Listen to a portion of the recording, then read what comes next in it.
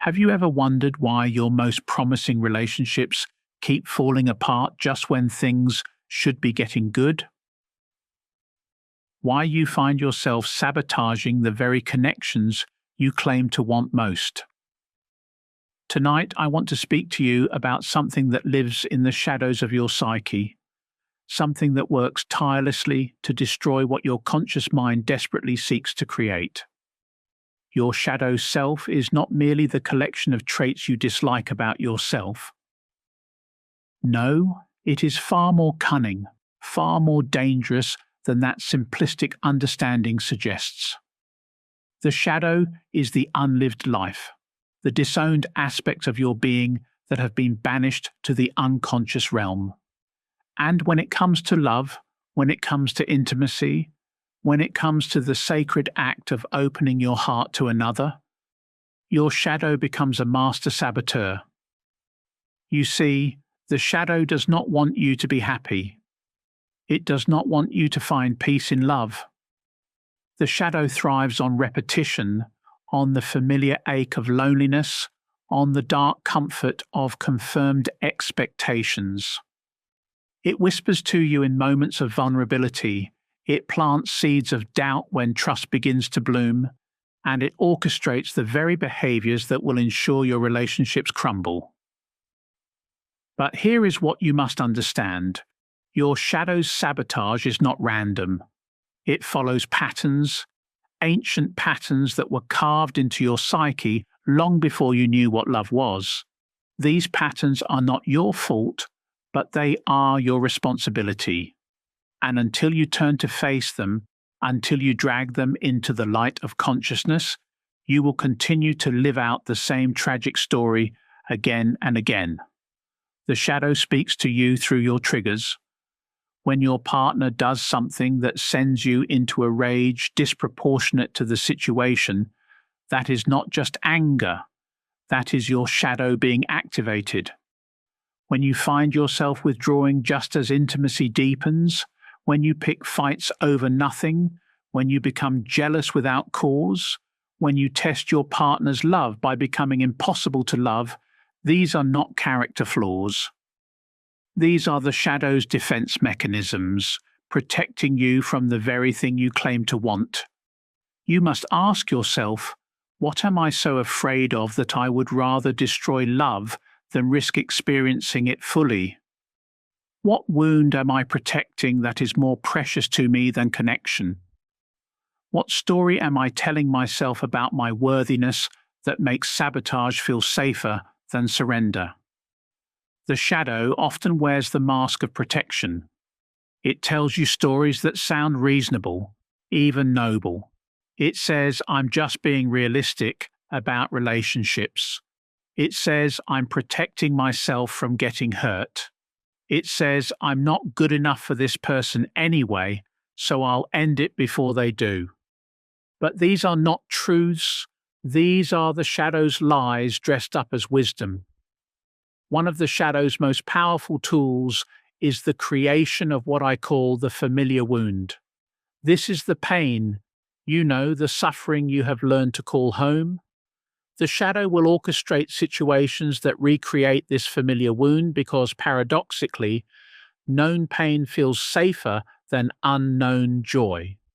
If you grew up feeling abandoned, your shadow will find ways to create abandonment in your adult relationships. If you learned that love comes with conditions, your shadow will test those conditions until they break. The shadow also speaks through your projections. When you find yourself constantly criticizing your partner for traits that you secretly despise in yourself, you are not seeing them clearly. You are seeing your own disowned shadow reflected back at you. The things that trigger you most intensely in others are often the very things you have refused to acknowledge in yourself. But perhaps the shadow's most insidious form of sabotage is its ability to make you choose partners who will confirm your worst beliefs about yourself and about love. The shadow does not want you to grow, does not want you to heal, does not want you to discover that you are worthy of genuine love. So it will guide you toward relationships that feel familiar, that activate your wounds, that keep you trapped in patterns you learned in childhood. You might find yourself drawn to the emotionally unavailable, to those who will never quite choose you fully. You might find yourself attracted to partners who need fixing, who will consume your energy and leave you depleted. Or you might find yourself pursuing those who trigger your deepest insecurities, who make you feel like you are constantly auditioning for love rather than simply receiving it. The shadow is particularly active during transitions in relationships. When casual dating becomes serious, when you move in together, when talk of marriage or children arises, the shadow panics. These transitions threaten its control. They suggest that you might actually be worthy of lasting love, and so it activates every weapon in its arsenal. This is when you might find yourself becoming critical, distant, or suddenly noticing everything wrong with your partner. But here is what the shadow does not want you to know. These moments of sabotage are actually invitations. They are opportunities to turn inward, to investigate what is being activated, to meet your shadow with curiosity rather than condemnation. When you feel the urge to run, to fight, to destroy what you are building, that is not a sign that the relationship is wrong. It is a sign that you are approaching something real, something that threatens the shadow's dominion. The shadow also manifests through your relationship to your own needs. If you learned that having needs made you a burden, your shadow will ensure that you never ask for what you truly want. It will make you believe that you are too much, too needy, too demanding. So you will shrink yourself, you will give and give and give until you are empty, and then you will resent your partner for not seeing your unspoken needs. Or perhaps your shadow learned that vulnerability equals danger. In that case, it will keep you armored. It will make intimacy feel like a threat to your very survival. You will share your body, but not your heart. You will offer companionship, but not your true self. And then you will wonder why your relationships feel hollow, why you feel lonely even when you are not alone. The shadow thrives on the stories you tell yourself about love. If you believe that good things don't last, your shadow will find ways to end them. If you believe that you are only lovable when you are perfect, your shadow will make sure you never feel perfect enough. If you believe that love requires suffering, your shadow will provide plenty of both. But the shadow's greatest trick is convincing you that these patterns are just who you are, that they are immutable truths rather than learned behaviors. It tells you that you are just not good at relationships, that you are too damaged, too broken, too complicated to love. It makes you believe that your past determines your future, that your wounds are your identity. This is where the shadow's sabotage becomes a prison. You begin to expect failure, to prepare for disappointment, to hold back just enough to protect yourself from the inevitable hurt. But in doing so, you create the very conditions that make love impossible. You become a self-fulfilling prophecy, proving to yourself again and again that you are not worthy of the love you desire. The shadow also operates through your relationship to pleasure and joy. If you learned that happiness is dangerous, that good things are always followed by bad things, your shadow will not allow you to fully enjoy the sweetness of new love. It will whisper warnings, it will search for problems, it will find reasons to worry even in moments of perfect contentment. And when you do allow yourself to be happy, the shadow will punish you for it. It will create drama, it will manufacture crises, it will find ways to bring you back down to the familiar ground of suffering. Because to the shadow, suffering is not just familiar, it is identity. Without your wounds, without your pain, without your stories of romantic failure, who would you be? The shadow particularly loves to activate during moments of genuine connection. When you feel truly seen by another person, when you experience the vulnerability of being known and accepted, the shadow panics. This is not the script it has written for your life. This threatens everything it has built its identity upon. And so it will find ways to destroy these moments, to convince you that they are not real, that they will not last, that you are fooling yourself. But here is what you must understand. The shadow's sabotage is not evidence that you are broken. It is evidence that you are healing. The shadow only fights this hard when it senses that its dominion is being threatened.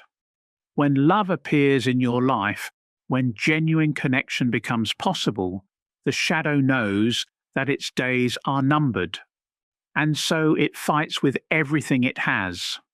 The path forward is not to eliminate the shadow, for that is impossible. The shadow is part of you.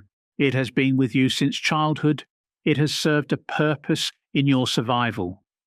The path forward is to develop a relationship with your shadow, to understand its fears, to acknowledge its wounds, to thank it for trying to protect you even as you choose a different path. This begins with awareness. You must learn to recognize the shadow's voice, to distinguish between its fearful whispers and the voice of your authentic self. When you feel the urge to sabotage, when you find yourself creating problems where none exist, when you begin to push away the very person you want to pull closer, pause. Ask yourself, whose voice is this? What wound is being activated? What am I really afraid of? The shadow fears being seen, being known, being fully witnessed in all its pain and terror. But paradoxically, it is only when we allow ourselves to be seen in our shadow that genuine intimacy becomes possible. When we can share not just our light but our darkness, not just our strengths but our wounds, not just our successes but our failures, we create the conditions for love to flourish. But this requires tremendous courage. It requires you to risk being rejected for who you truly are, rather than being accepted for who you pretend to be. It requires you to trust that love is possible even for someone as wounded, as complicated, as imperfect as you. It requires you to believe that your shadow does not disqualify you from love, it simply makes you human. The shadow will resist this process. It will tell you that you are making a mistake, that you are setting yourself up for pain, that you should return to the familiar safety of isolation. But if you can stay with the process, if you can continue to choose love even when every instinct tells you to run, something miraculous begins to happen. The shadow begins to relax, its grip begins to loosen, and space opens for something new to emerge. This is the great work of conscious relationship.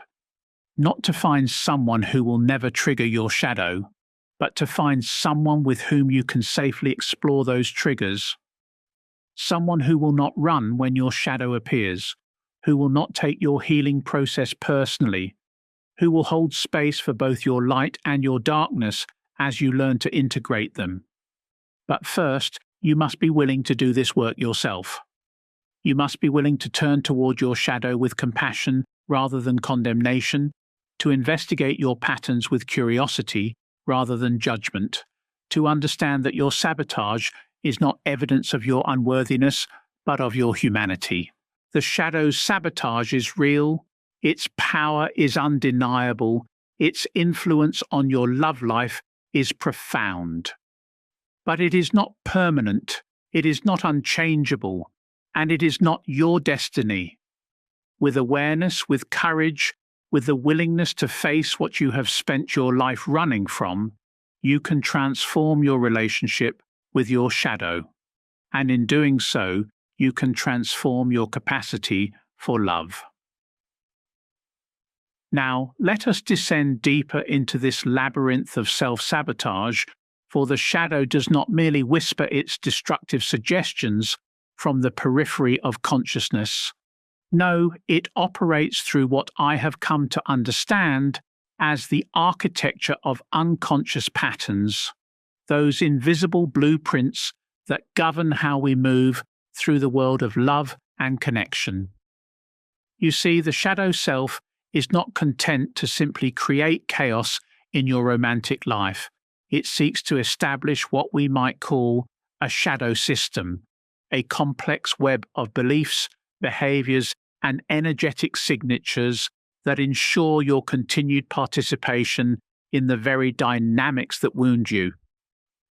This system operates with the precision of a master architect, building elaborate structures of self-defeat that feel so natural, so inevitable, that you mistake them for fate itself.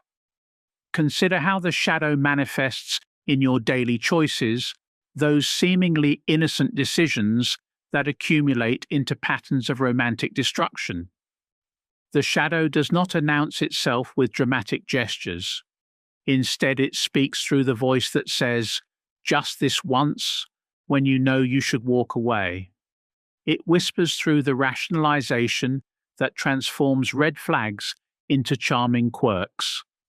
It operates through the subtle pull that draws you toward unavailable partners while simultaneously repelling those who might actually offer genuine love.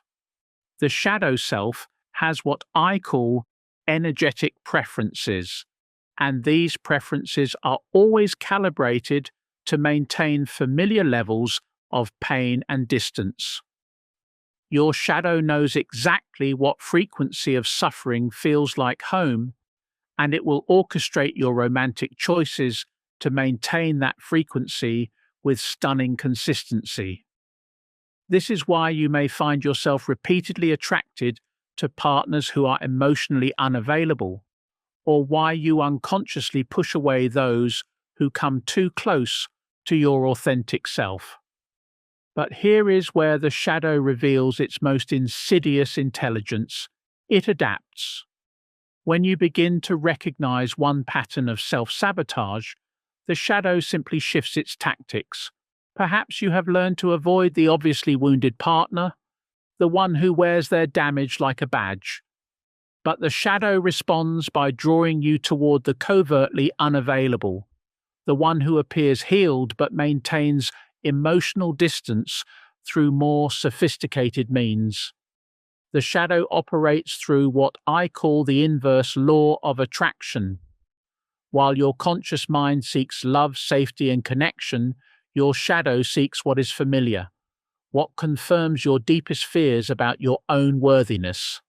The shadow would rather be right about your unworthiness than risk the terror of being wrong, of discovering that you are actually deserving of profound love. This is why the shadow often sabotages relationships precisely when they become most promising. The moment genuine intimacy threatens to break through your defenses, the shadow activates its emergency protocols. Suddenly you find yourself picking fights about nothing, or withdrawing emotionally just when your partner is moving closer, or creating drama that serves no purpose except to restore the familiar distance that your shadow equates with safety. The shadow also operates through what I call the projection matrix, a complex system of unconscious assumptions that you cast onto your romantic partners. When you have not integrated your own capacity for betrayal, abandonment, or cruelty, you will unconsciously search for evidence of these qualities in others. The shadow turns your partner into a screen upon which you project your own unowned darkness, creating conflicts that have nothing to do with who they actually are and everything to do with the war raging within your own psyche. But perhaps most devastating of all is how the shadow corrupts your relationship with pleasure itself. The shadow carries within it ancient programming that equates love with suffering, that believes good things must be paid for with pain. This programming runs so deep that when genuine joy, pleasure, or ease enters your romantic life, the shadow experiences it as a threat to the natural order of things. You may find yourself unable to fully receive love when it is offered, unable to trust happiness when it arrives, unable to believe that pleasure can exist without some hidden cost. The shadow whispers that if love feels too good, too easy, too nourishing, then something must be wrong. It convinces you that real love requires struggle, that authentic connection demands sacrifice, that true intimacy necessitates the abandonment of your own needs and desires. This is how the shadow keeps you trapped in relationships that feel significant precisely because they are difficult. The shadow has learned to associate the adrenaline of chaos with the excitement of love, the tension of uncertainty with the thrill of romance. It cannot distinguish between intensity and intimacy, between drama and depth, between the familiar pain of repetition and the unfamiliar joy of transformation. The shadow also operates through temporal distortion, collapsing past and present into a single eternal moment of wounding. When triggered, the shadow does not experience your current partner as a separate individual, but as a representative of everyone who has ever hurt you. The shadow sees your mother's abandonment in your partner's need for space, your father's criticism in your partner's gentle feedback, your ex's betrayal in your partner's momentary distraction. This temporal collapse creates what I call the shadow's revenge fantasy, an unconscious desire to finally win the battles you lost in childhood by fighting them again in your adult relationships. The shadow believes that if you can just make this person love you properly, if you can just prove your worth to this unavailable partner, then you will somehow heal the original wound. But the shadow's logic is fatally flawed. You cannot heal the past by repeating it, and you cannot win love by recreating the conditions that taught you to doubt your lovability in the first place. The shadow self also maintains what I call the Museum of Grievances, a carefully curated collection of every slight, every disappointment, every moment of perceived rejection that has ever occurred in your romantic history. The shadow visits this museum regularly, polishing each grievance until it gleams with fresh resentment, using these artifacts as evidence that love is dangerous, that vulnerability is foolish, that hope is naive. This museum serves as the shadow's insurance policy against future heartbreak. By maintaining a constant awareness of how love has failed you before, the shadow believes it can protect you from being hurt again. But this protection comes at a terrible cost. It makes genuine intimacy impossible, because intimacy requires the willingness to be hurt, to be surprised, to be transformed by another's love. The shadow operates through what I call the economics of unworthiness, a complex system of internal accounting that tracks every moment of love received and ensures that you pay for it with an equal or greater amount of suffering. This system is based on the unconscious belief that you do not deserve love freely given, that every moment of joy must be balanced by pain, that every gesture of kindness must be repaid with some form of self-punishment. Under this system, when your partner treats you well, the shadow immediately begins calculating the cost. It whispers that you are taking something you have not earned, that you are living beyond your emotional means, that eventually the bill will come due. The shadow would rather you sabotage the relationship yourself than risk the devastation of having love withdrawn by forces beyond your control. But here is what the shadow does not want you to understand. Its entire operating system is based on a fundamental misunderstanding of love's true nature. The shadow believes that love is a finite resource that must be earned, defended, and hoarded. It cannot comprehend that love is actually infinite, that it grows rather than diminishes when shared, that it strengthens rather than weakens when fully received.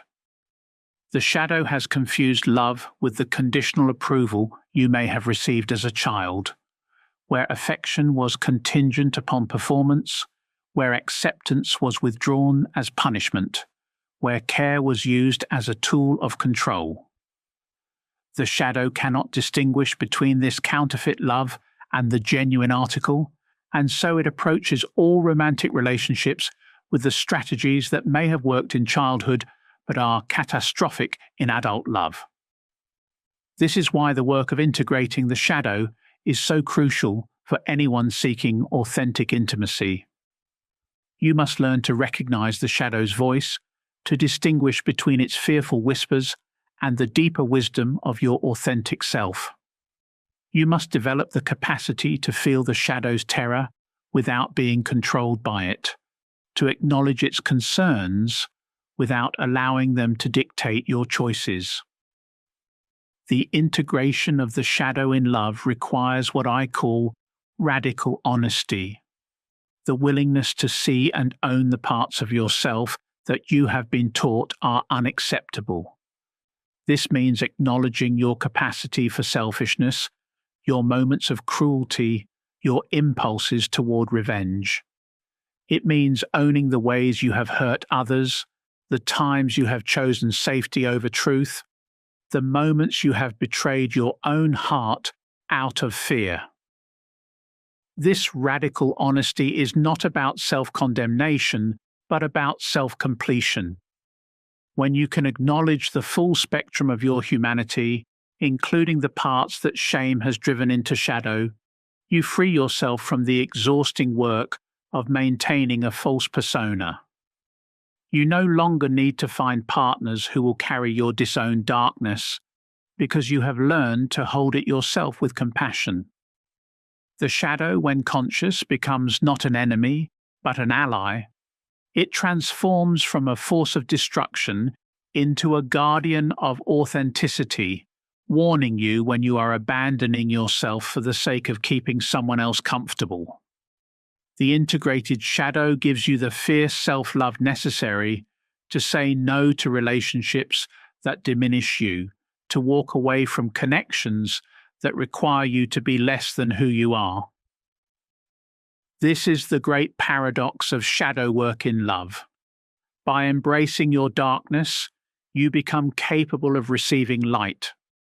By owning your capacity for selfishness, you become genuinely generous. By acknowledging your ability to hurt others, you develop the compassion necessary for true intimacy.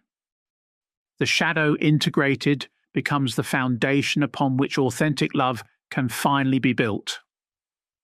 Now the question becomes, how do we take this understanding and alchemize it into freedom? How do we transform the saboteur into the sage, the destroyer into the creator, the wound into the wisdom? Because here is the truth that the shadow self does not want you to know. It is not your enemy. It never was. The shadow self is a guardian, a protector, a part of you that learned to survive in a world that felt unsafe for love. It developed its strategies not to harm you, but to shield you from what it perceived as mortal danger. The child who learned that love meant abandonment created a shadow that would rather sabotage connection than risk that primal terror again. The adolescent who discovered that vulnerability invited cruelty birthed a shadow that would choose control over tenderness every time. Your shadow self is not evil, it is terrified. and terror, when left unexamined, becomes tyranny over your own heart. The integration of shadow begins with a radical act. You must turn toward what you have been running from. You must face the parts of yourself that make you cringe, that fill you with shame, that you have banished to the basement of your consciousness. This is not comfortable work. This is not Instagram-worthy spirituality. This is the dark night of the soul, and it demands everything of you. But here is what happens when you stop running. The shadow begins to speak, and when it speaks, it tells you stories. Stories of the wounds that created it, the fears that sustain it, the desperate love that drives its destructive patterns. It shows you the child who learned that anger was dangerous, so it turned that anger inward into self-sabotage. It reveals the teenager who discovered that trust led to betrayal, so it learned to betray first as a form of protection. The shadow is not a monster. It is a museum of your survival strategies, a library of your adaptations, a sacred keeper of your deepest truths. When you approach it with curiosity rather than condemnation, with compassion rather than combat, it begins to soften. It begins to remember that it is not separate from you, it is you. And you are not separate from love, you are love. This is where the real work begins. Integration is not about eliminating the shadow, it is about embracing it. It is about saying to the part of you that sabotages love, I see you. I understand why you develop these patterns.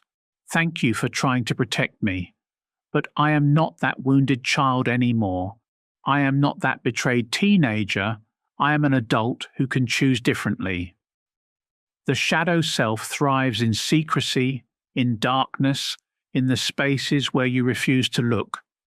But when you bring consciousness to these spaces, when you shine the light of awareness into the corners of your psyche, the shadow begins to transform.